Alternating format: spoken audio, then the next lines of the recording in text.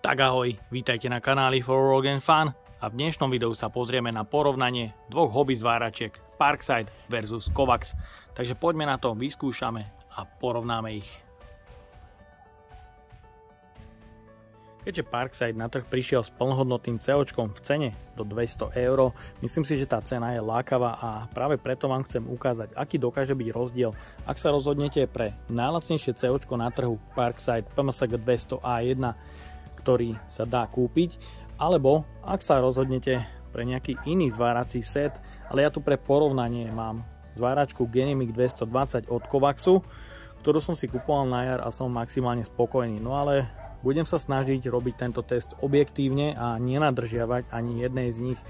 Takže poďme na to, vy to budete vidieť v grafike, budem ukazovať skóre a budú sa hodnotiť každé plusy a minusy každej zváračky. Takže určite začneme cenou 200 € za Parkside a 400 € za Kovax. Jednoznačne v prospech Parksideu tá cena je extrémne dobrá a tá zváračka myslím, že stojí za tie peniaze. Zváračka Parkside dokáže zvárať technológiou obalenou elektródou MIGom a TIGom, no a Kovax dokáže zvárať iba MIGom a obalenou elektródou. Ak ale bereme do úvahy zaťaženie pri MIGu, Parkside má 72 A pri 100% zaťažení, no a ten Kovax pri 100% zaťažení má až 155 A, takže tu má bod určite Kovax. No a ďalej je tu hmotnosť, ktorá odzrkadľuje určite aj výkon stroja, keďže Parkside má hmotnosť 8,6 kg a Kovax až 12 kg. Obidve mašiny sú objemovo takmer totožné, akorát môžete vidieť rozdiely, ten Kovax je vyšší, Parkside zase širší a na dĺžku, hĺbku sú takmer rovnaké obidve mašiny. Parkside má madlo síce pohyblivé, ale je dosť labilné. Kovax má madlo pevné, Parkside kryt pre cievku, otvárateľný dohora, určite výhoda, pretože sa nedoškrabe, a ten Kovax to má vyklapaním do boku. Ďalej u toho Parksideu máte v balení samozrejme horák pre MIG, ktorý má dĺžku 2,5 metra a je to 150 A horák, a u toho Kovaxu máte 250 A horák, ktorý je dlhý 4 metre. Takže rozdiel v tom horáku určite je, pretože ten 2-metrový horák dokážete kúpiť za 40 €, ale ak chcete 250 A horák dlhý 4 metre, stojí určite nejakú tú stovku. Taktiež je rozdiel v použitých hubicách a špicoch. Tie zosilnené špice samozrejme budú pasovať aj do Parksideu, ale bude tam málo miesta, ak si nasadíte hubice, pretože hubica má tiež svoj priemer. A môžete vidieť deformáciu hubice na Parkside a Kovax je stále po dlhom čase ešte nepoškodený.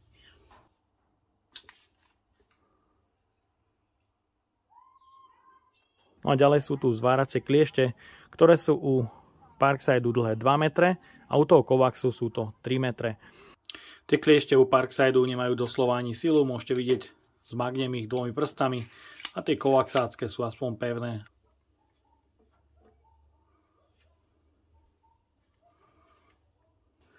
Štekre na koncovkách, u Kovaxu 315, u Parksideu 160 a káble sú použité na oboch modeloch 1x16 mm. No a u toho Parksideu máme v sete zváraciu kuklu, ktorá je nepoužiteľná, no a u toho Kovaxu je to plnohodnotná zváracia kukla, ktorá má hodnotu zhruba 40 €. No a ďalej v sete u Parksideu sú dve cievky, jedna pre zváranie hliníka a druhá bez použitia prídavného plynu. No a u toho Kovaxu je v sete plnohodnotná 5 kg cievka s rúbkou drôtu 1 mm. No a u toho Parksideu je tu ešte kladívko a kefa v jednom. No a ten Kovax má samozrejme potrebný redukčný ventil, ktorý je zase v hodnote okolo 30 €. No a ten Kovax má taktiež hadičku na prepojenie s fľašou CO2 alebo argónu. No a tá hadička u toho Parksideu chýba.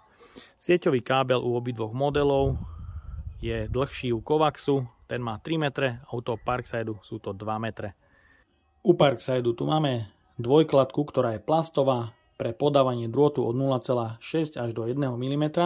Uloženie pre cievku je podľa môjho názoru viac vhodné pre plnenú drôtovú elektródu, keďže nenájdeme tu trň pre uloženie cievky. To je dosť dôležité a tá cievka sa tam vkladá trochu obťažne, keďže si to treba držať. Na druhej strane u toho Kovaxu je tu plnohodnotné uloženie pre cievku, ktoré má svoj trň pre uloženie.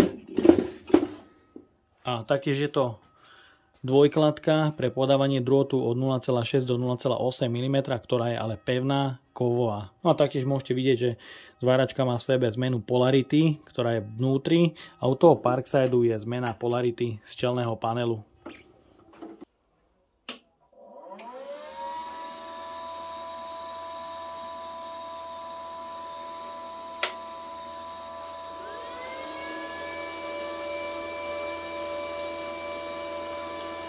Môžete počúvať hlučnosť obidvoch mašín.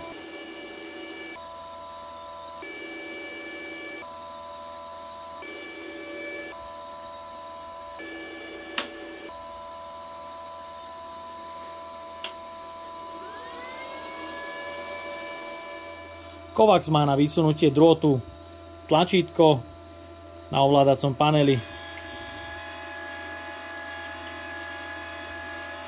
U Parksideu je posúvanie drôtu cez horák na tlačítku. Zváračka, ak zistí, že sa nezvára, zrýchli cievku na vyššiu rýchlosť, aby vám pretlačilo drôt cez horák.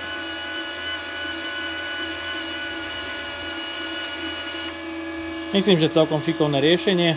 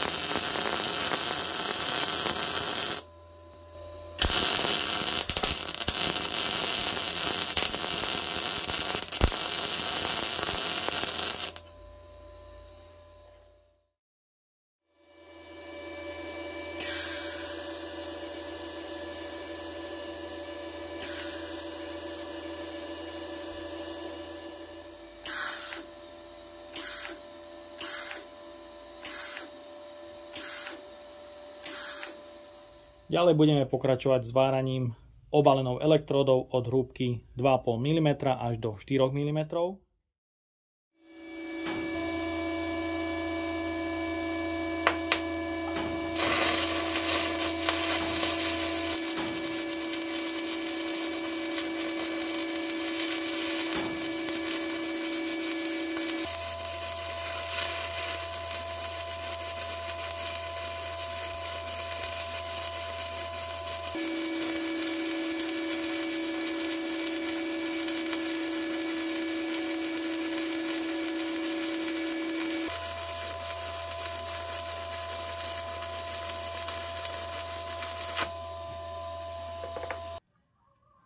Takže zvarí na 2,5 elektróde. Tento spodný zvar je z Parksideu a tento horný je z Kovaxu. Takže oklepeme si strúsku.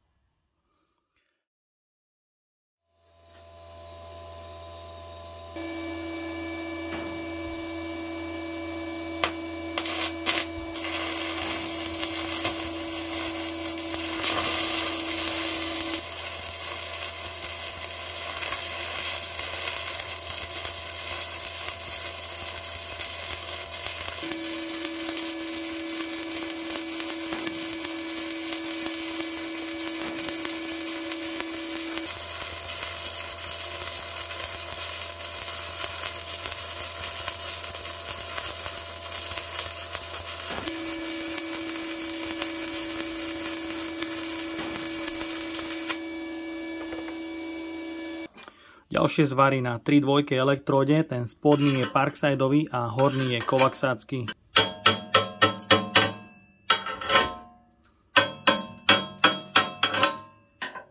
No a je vidieť, že ten kovaxácky zvar sa mi zdá byť o niečo krajší, ale myslím, že to je o technike vedenia elektródy. Štvorka elektróda.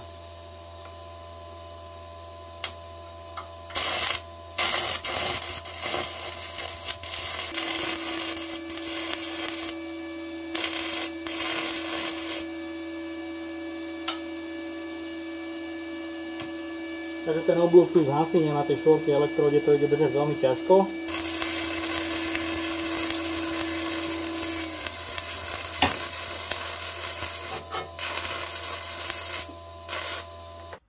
Spodný zvar je z Parksideu, keďže mi to tam zhasíňalo, tak som to ďalej netrápil a ten horný zvar je z Kovaxu.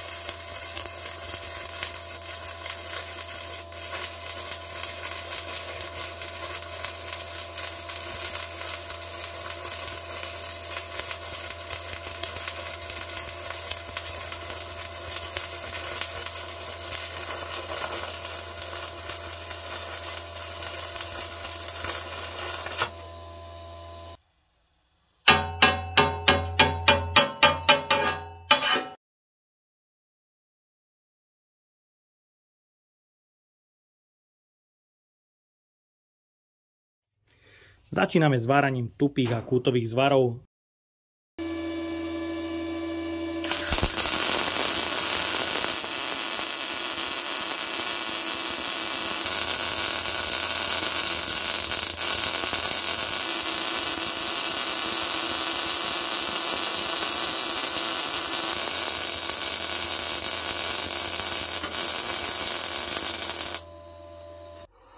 No, zvarí na 80 A, ten spodný je z Kovaxu a horný je z Parksideu.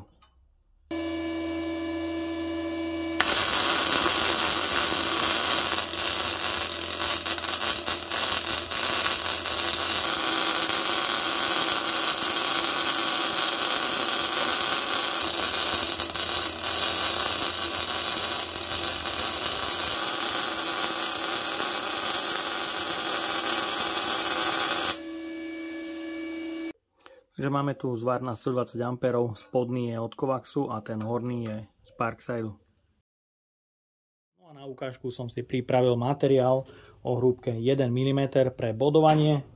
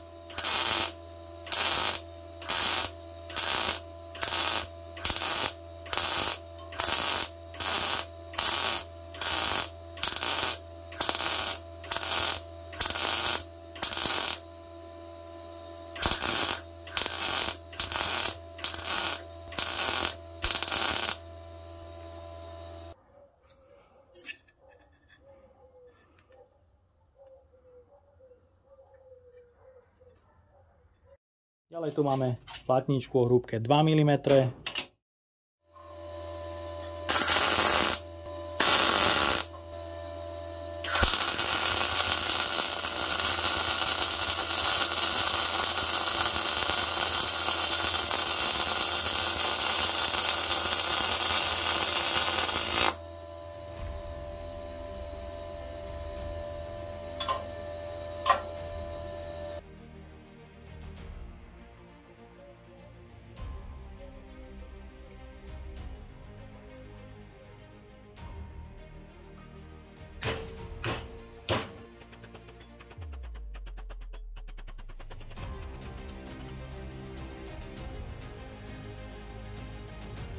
Rovnako u Kovaxu sa zlomil plech, ktorý je hrubý 2 mm, ale ani kúsok zo zváraného materiálu sa nezlomil v zvare.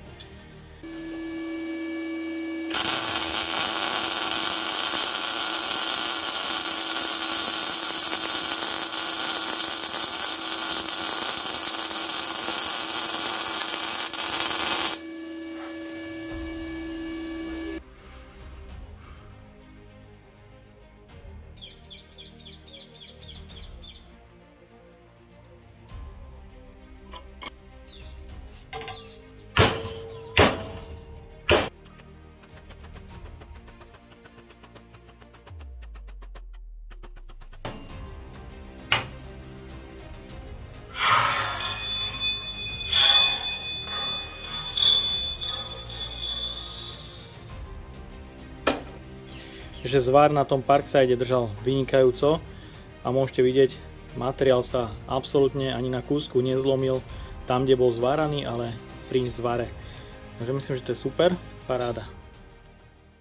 A následne pre pultové zvary tu mám platňu v hrúbke 7 mm.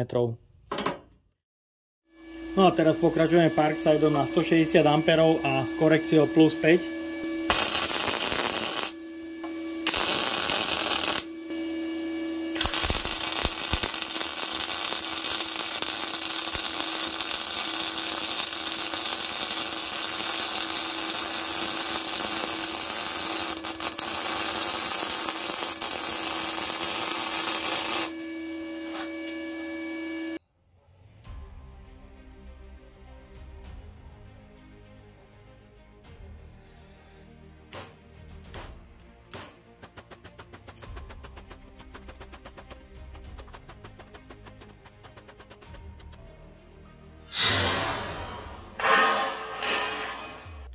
Horko ťažko, ale predsa sa to podarilo. Ten zvar z Parksideu držal vynikajúco a môžete vidieť trhlinu v zvare a nie na zváranom materiále.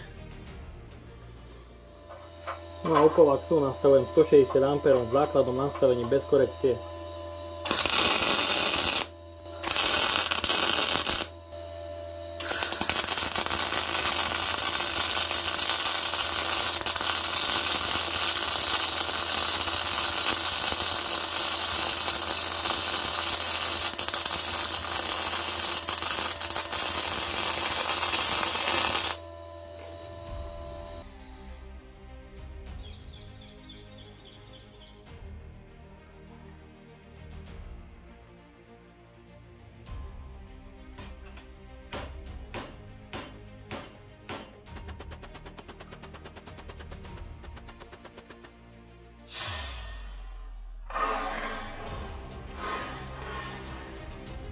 Takže aj tento kovaxácky zvar sa podarilo zlomiť, išlo to veľmi ťažko, ale podarilo sa. No a môžete vidieť, ako sa zlomil zvar, neodlepil sa od zváraného materiálu, ale naopak praskol zvar.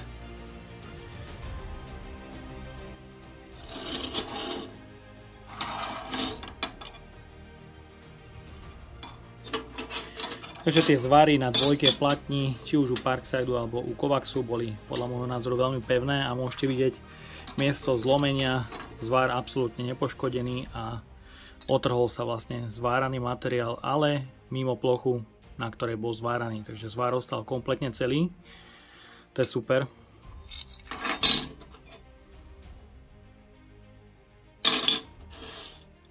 Tak máme tu Parksideový zvar, ten je vidieť, že sa zlomil na začiatku a trošku aj odlepil a už ďalej je vidieť, že praskol v zvare. Nie na zváranom materiále, ale vlastne toto nevydržal zvar, takže myslím, že super. A u toho Kovaxu je tu vidieť aj takúto robustnú deformáciu ocele. U toho Parksideu to nie je vidieť, takže na ten som búchal asi slabšie a zlomilo sa to. A taktiež je vidieť po celej šírke zvaru, že je zvar prasknutý v strede zvaru, nie je otrhnutý od zváraného materiálu. To je super.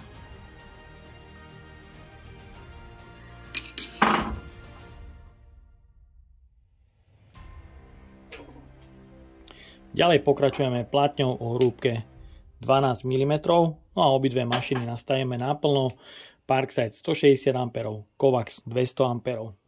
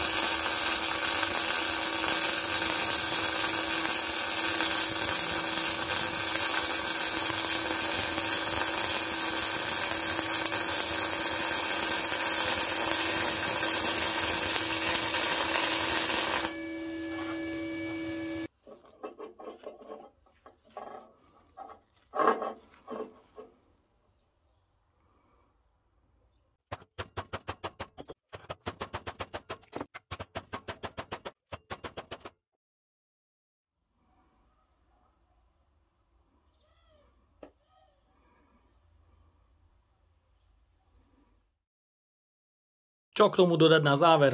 Azda to, že cievka, ktorú spomínam, je samozrejme zvárací drôt a pre tých, ktorí by chceli rýpať do komentárov, samozrejme o tom viem, ale je to môj zlozvyk, takisto ako technológiu s váraním s CO2 nazývam MIG. Áno, nie je to MIG, je to vlastne MAG, ale bohužiaľ aj toto je môj zlozvyk, ktorý používam a tieto dve zváračky v cene 200 až 400 eur za Kovax si podľa môjho názoru dali celkom do držky a môžete vidieť, je tu skóre, ako to dopadlo.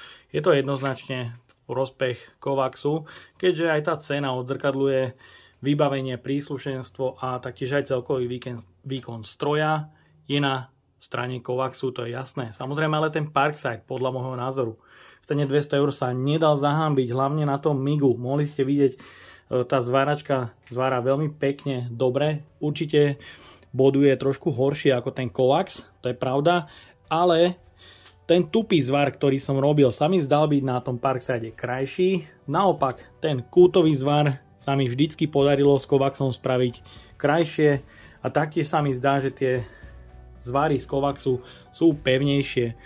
Je to len môj pocit, ale na druhej strane musím povedať, že keď som robil materiál do tých 7 mm, tam som to ešte dokázal polámať, ale na túto 12 mm hrubú platňu, na tú som už nemal silu a nechcel som poškodiť zverák ani nič v dielni, takže som sa na to vybodol. Môžete vidieť deštrukciu, búchal som do toho, klepal, ale nepodarilo sa mi to. Taktiež u toho Kovaxu som do toho trieskal, ale beznádejne, nepodarilo sa mi to zlomiť a tie zvary držali na túto silu, ktorú som vyvíjal ja, pevne. No a samozrejme je len na vás, ako sa rozhodnete, čomu dáte prednosť pri nákupe, či vás presvedčí cena a budete si musieť doplácať za kúklu, redukčák, hadičku atď. A postačí vám ten nižší zaťažovateľ, alebo sa rozhodnete kúpiť si či už tento Kovax, alebo rôzne iné zváračky, alebo iné zváracie sety, ktoré sú v predaji zhruba okolo 400 eur. Je tam toho strašne veľa, tá konkurencia je silná a je to len na vás, čomu dáte prednosť. No a pre tých, ktorí by chceli práve môj recenzovaný kus Parksideu PMSG 200A1, tá zváračka ide do zlosovačky. No a zlosovanie bude začiatkom októbra. Ak sa mi to podarí spraviť, tak možno aj trošku skôr, ale toho sa obávam. No a pre tých, ktorí by sa chceli ešte zapojiť pred zlosovaním do zlosovania o túto zváračku, nie je vás zatiaľ veľa, je vás tam dosť málo, neváhajte sa zapojiť, šanca na to, že zlosujem práve vaše meno je podľa môjho názoru celkom vysoká, pretože vás tam je zhruba možno nejakých 50 kusov, 50 podporujúcich, takže ak sa zapojíte teda do zlosovačky pomocou PayPal účtu alebo účtu, ktorý dám dole do popisu, ste zaradení o zlosovanie na zváračku Parkside v hodnote 200 eur. Takže odo mňa je to na dnes všetko. Ak sa vám toto video páčilo, dajte like, potvrďte odber a zvonček, aby vám už neušlo ďalšie video. Ahoj.